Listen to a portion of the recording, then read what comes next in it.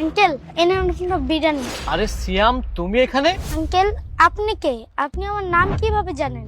আরে তুমি আমাকে চিনবে না, আমি হচ্ছি তোমার চাচ্চু। আপনি আমার চাচ্চু? কিন্তু আমি তো আপনাকে চিনতে পারছি না, আপনি আমার চাচ্চু। হোয়াট?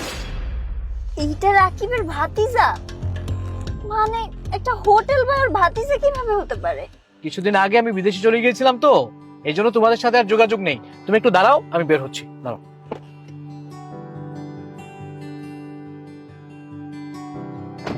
সিয়াম, তুমি এখানে কেন? আমি তো বুঝতেছি না, তোমার তো এখন পড়াশোনা করার কথা, আর তুমি রাস্তার মধ্যে বিরিয়ানি বিক্রি করতেছো। জি আমি পড়াশোনা করতাম, কিন্তু আমার বাবার এক দুর্ঘটনার কারণে আমার পড়াশোনাটা বন্ধ হয়ে যায়। আচ্ছা, তোমার বাবার কি হয়েছে? আমার বাবার একটা রোড অ্যাক্সিডেন্টে আমার বাবার 2 পা নষ্ট হয়ে গেছে, তাই জন্য আমরা এখন বিরিয়ানির দোকানে কাজ করি। আচ্ছা, তাহলে তোমার মা কোথায়? আমার মা পাশের বাসার এক আঙ্কেলের সাথে চলে গেছে। আমার বাবা বলছে আমার আম্মু নাকি আর ফিরে আসবে না। আচ্ছা বাবা, তুমি আর কোনো চিন্তা করো না, তোমার এই চাচ্চু চলে আসছে না, এখন থেকে আর তোমাদের কোনো সমস্যা হবে না, সব সমাধান করে দেবো আমি। রাকিব, কি শুরু করছো তুমি? এখানে একটা হোটেল বয়ের সাথে কথা বলে টাইমটা নষ্ট করতেছো। ওঠো, গাড়িতে ওঠো। ইমু, এটা কোনো হোটেল বয়ের ছেলে না, এটা হচ্ছে আমার বন্ধুর ছেলে, তোমাকে এটা মাথায় রাখতে হবে। কি? একটা হোটেল বয়ের বাবা তোমার বন্ধু কিভাবে হয় আমি বুঝি না। এই রাকিব, ওর বাবার স্ট্যাটাসের সাথে তোমার স্ট্যাটাস যায়? তুমি এত বড় লোক একটা মানুষ, নিচে একটা মানুষ, আর বলতেছো ওর বাবা তোমার ফ্রেন্ড? মুখ সামলে কথা বলো ইমু, তুমি কার সম্পর্কে কি বলতেছো? এটা আমার বন্ধুর ছেলে, আর আমার বন্ধু আজকে পরিস্থিতির কারণে রাস্তার মধ্যে বিরিয়ানি বিক্রি করছে। ওর অবস্থান তো এরকম ছিল না, তাই বলে তুমি যা তা ব্যবহার করতে পারো না ওর সাথে। সিয়াম, সিয়াম, কি রে বাবা, এখানে এত সময় ব্যয় করলে হবে? আরো কাস্টমার আছে না? সাগর, তুই? আরে রাকিব, তুই বাংলাদেশ কবে এলি? বন্ধু, গত সপ্তাহে এসেছি। তোর কি অবস্থা বল, তোর এই অবস্থা কেন? আমার কথা বাদ দে, তোর কথা বল, তুই কেমন আছিস? আমি তো ভালো আছি, কিন্তু তোর এই অবস্থা হলো কিভাবে, আমাকে একটু খুলে বলতো।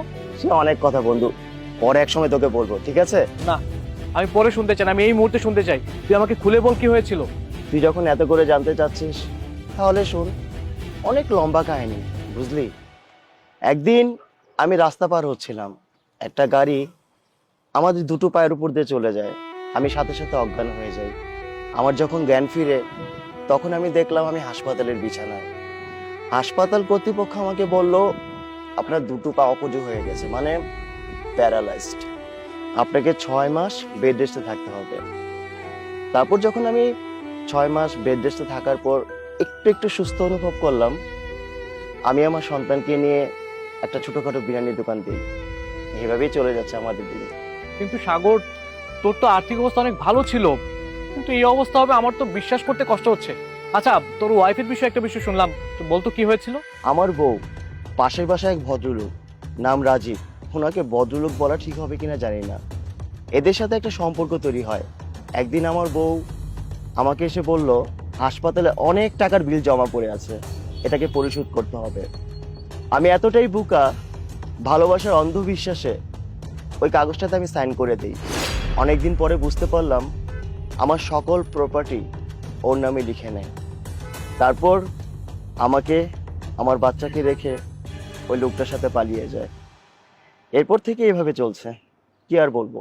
কিন্তু বন্ধু, আমি যতটুকু জানি ভাবি তোকে অনেক ভালোবাসতো, তাছাড়া তোরা দুজন তো প্রেম করে বিয়ে করেছিস, কিন্তু এটা কি করে সম্ভব হলো আমি তো কিছু বুঝতে পারছি না।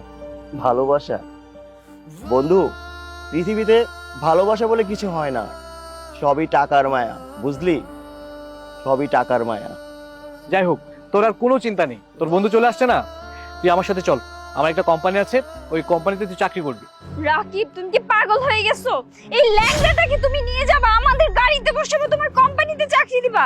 আমি বুঝতেছি না তোমার মাথায় কি সমস্যা হইছে? সেটা পিমু, আর একটা বাজে কথা বলবে না তো।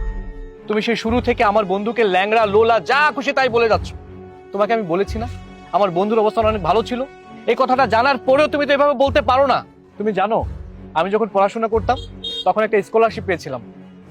আমার ফ্যামিলি থেকে আমাকে কখনোই বিদেশে যেতে দিত না, কিন্তু আমার এই ফ্রেন্ড আমাকে অনেক সাপোর্ট দিয়েছে, বিদেশে যাওয়ার জন্য আমাকে টাকা পয়সা দিয়েছে। সেই টাকা পয়সা পেয়ে কিন্তু আমি বিদেশে গিয়ে আজকে প্রতিষ্ঠিত হতে পেরেছি, আমার কোম্পানি হয়েছে, আমার সবকিছু হয়েছে। বলতে পারো আমার সবকিছুর পিছনে ওর অনেক অবদান ছিল। আজকে ও পরিস্থিতির কারণে রাস্তায় বসে গেছে, রাস্তায় দাঁড়িয়ে বিরিয়ানি বিক্রি করছে। তাই বলে আমি ওকে এভাবে রাস্তায় ফেলে যেতে পারি না। আমার তো একটা দায়বদ্ধতা আছে, তাই না? বন্ধু বাদ দে না, শুধু শুধু নিজেদের মধ্যে কেন ঝগড়া করছিস? আর তাছাড়া আমি একটা প্রতিবন্ধী মানুষ, আমি হাঁটতে পারি না, আমি তোর কোম্পানিতে কি চাকরি করব বল? বন্ধু তুই এসব কি বলছিস? তুই আমার কোম্পানিতে চাকরি করতে পারবি না মানে? আরে তুই তো একটা শিক্ষিত ছেলে, তুই আমার কোম্পানি থেকে তোর চাকরি করতে হবে না। আমার অনেক বড় কোম্পানি, তুই আর আমি দুজন মিলেই চালাবো, ঠিক আছে? বাবা চলো চল।